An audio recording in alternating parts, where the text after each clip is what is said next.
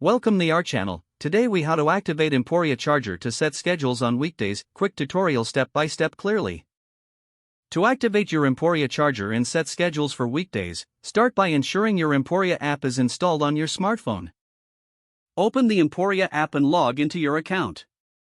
On the main screen, locate the device list and select your Emporia charger. Now, tap on the settings option for the selected charger. In the settings menu, look for the scheduling feature and select it.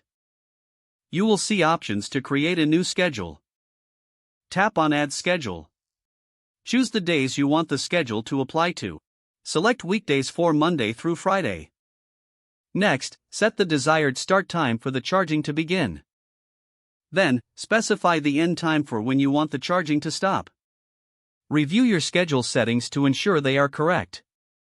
Once everything looks good, tap Save to confirm your schedule. Your Emporia charger is now programmed to operate according to the set schedule on weekdays.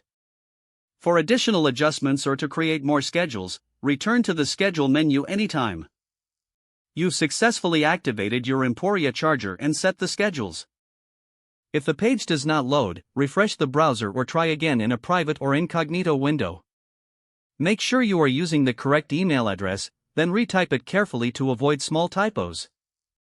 If your password is not accepted, use the reset option and create a new strong password you can remember. Check your spam folder for verification or security emails, then complete any requested confirmation steps. Enable two-factor authentication if available to improve account security and reduce unauthorized access risk. After signing in, review your profile details so your contact information and settings are accurate and current. If you see an error message, note it down and try again after restarting your device and internet connection.